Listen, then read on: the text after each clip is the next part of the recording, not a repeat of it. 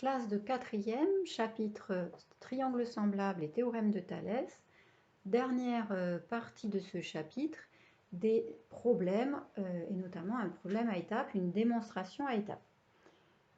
J'ai refait en grand le dessin de la démonstration et je vais ici simplement travailler sur le dessin et vous montrer un petit peu comment on peut trouver des idées en regardant le dessin. Alors on regarde de manière active, hein, on ne fait pas que méditer devant. Donc je vous montre.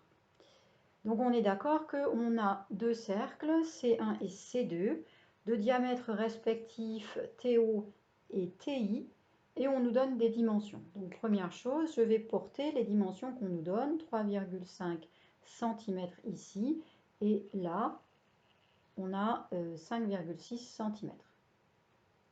Je continue ma lecture, je sais que OM fait 2,1 cm, pour l'instant je n'en ai pas besoin. On me demande de placer le point N sur le cercle, diamétralement opposé au point M. Donc, je prends ma règle, je prends mon crayon à papier et je vais essayer de positionner diamétralement opposé. Donc pour ça, j'essaye de trouver le milieu du dessin que j'ai fait complètement au hasard. Je me suis contentée d'agrandir la photocopie. Donc le milieu est à peu près par là. Je vais donc pouvoir positionner le point N. Voilà, le point N va être par ici, diamétralement opposé au point M, et on me demande de démontrer que j'obtiens un quadrilatère qui est un rectangle. Donc déjà, ils ne me disent pas de le tracer, mais ça semble, j'espère, évident pour tout le monde. On a intérêt à le tracer. Maintenant, on ne voit rien du tout sur mon dessin, donc je continue à mettre mes repères. Je vais le tracer en couleur. Je commence par une couleur claire pour pas que ça me perturbe trop pour le reste. Alors je repasse ce quadrilatère en couleur, on devrait mieux voir sa nature. Tout ça, c'est pas dit dans l'énoncé, tout ça, ça fait partie des réflexes que vous devez avoir. Comment on fait pour observer un dessin? Bien, on met le maximum de repères dessus pour y voir. Bon, ce truc, ça ressemble très franchement à un rectangle. Alors pourquoi est-ce que ça pourrait bien être un rectangle? Bien, la seule chose que l'on sait, nous demande de prouver que c'est un rectangle. La seule chose que l'on sait, c'est que le point N a été positionné diamétralement opposé au point M. Donc ça veut dire que NM est un diamètre. On sait que OT est aussi un diamètre du cercle C1. Par conséquent, MN et OT ont la même longueur et en plus se coupent en leur milieu, le milieu étant par exemple le point que je vais appeler, alors I je peux pas, je viens de m'en rendre compte, I je peux pas, il a déjà été pris, eh bien n'importe quoi moi. C on l'a déjà aussi, allez, D, voilà. D, le centre du cercle. Donc ici et là, même longueur, puisque D est le centre du cercle, c'est donc le milieu du diamètre. D est aussi le milieu du diamètre MN. Donc oui, c'est obligatoirement un rectangle, l'énoncé n'a pas tort. C'est toujours comme ça, de toute façon, c'est très très rare que l'énoncé se trompe. Donc, c'est bien un rectangle puisque ces diagonales ont la même longueur et se coupent en leur milieu. C'est une des définitions du rectangle.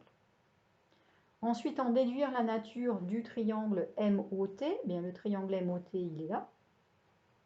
Donc, ce qui est sûr, c'est que ce triangle MOT, c'est un triangle rectangle, puisque c'est une partie ici du rectangle.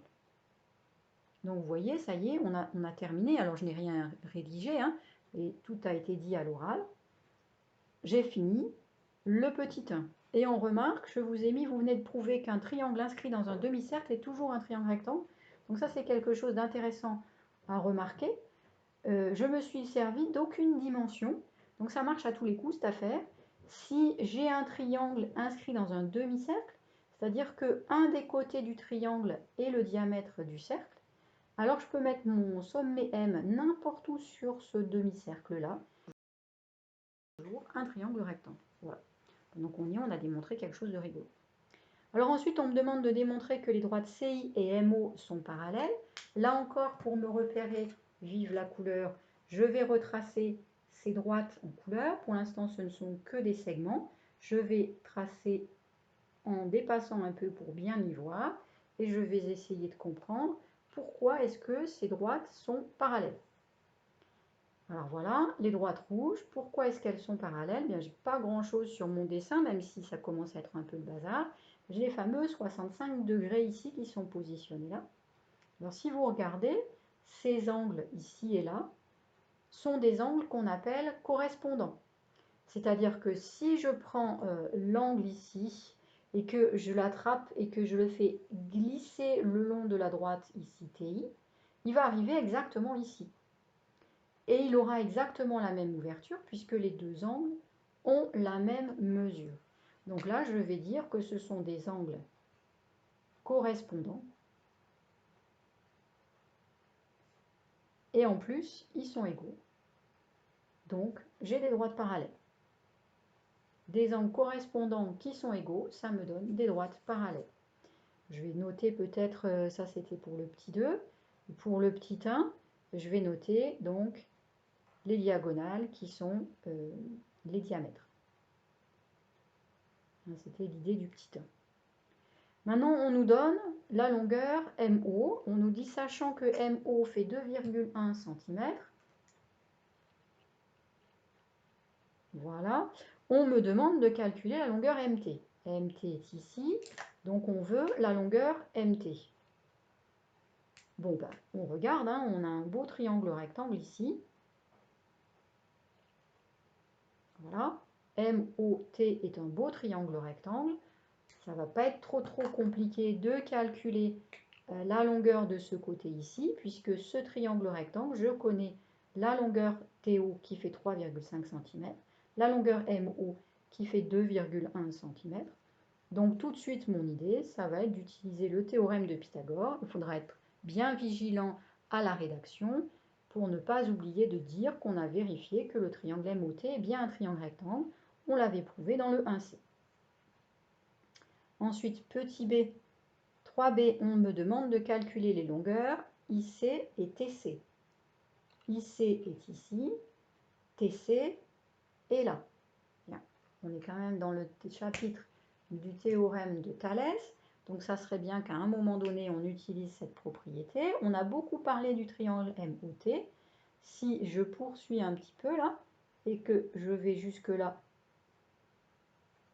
et jusque là, puisqu'on me demande IC et TC, on me demande ce côté ici et ce côté-là. C'est quand même les côtés du grand triangle ici.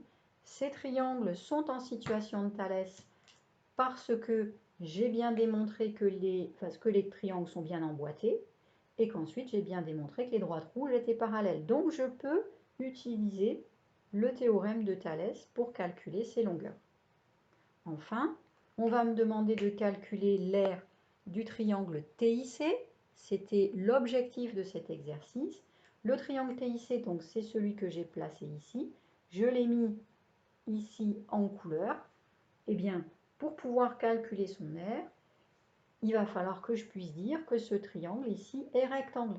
Alors pourquoi est-ce qu'il est rectangle? Parce que ces triangles sont bien en situation de Thalès, donc ils sont semblables. Celui-ci est un triangle rectangle en M, donc celui-là, puisqu'il est semblable, est aussi un triangle rectangle, et donc il est rectangle en C. Mais ça va être quelque chose qu'il va falloir signaler dans le petit 4. Il va d'abord falloir expliquer pourquoi est-ce que TIC est rectangle en C. Et ensuite, on va pouvoir calculer l'aire, parce que l'aire d'un triangle rectangle, c'est la moitié de l'aire du rectangle. Comme on aura calculé la dimension ici et la longueur de TC également, on va donc faire TC fois CI, ça va me donner l'aire du grand rectangle, puis on va diviser par 2 pour avoir l'aire du triangle rectangle. Voilà, je pense que vous avez bien compris la finalité de cet exercice. C'est un exercice qui est assez long. C'est pour ça que je vous ai laissé 2 jours pour faire les 5 exercices. Je pense que les 2 derniers exercices occupent bien 1 heure à eux deux, sans trop de soucis. C'est quand même assez long à rédiger. Et je pense que vous avez bien compris. Vous voyez, mon dessin, je l'ai utilisé. Et quand j'ai utilisé un dessin de géométrie, vous voyez, il y a beaucoup de choses écrites dessus. Et vous, vous aurez encore plus de choses, puisqu'au fur et à mesure que vous aurez fait vos calculs, vous aurez complété ici les couleurs que j'ai mises en vert et en orange. Voilà, j'espère que cela vous aura beaucoup aidé pour faire cet exercice. Rédigez bien, bon courage et bonne continuation.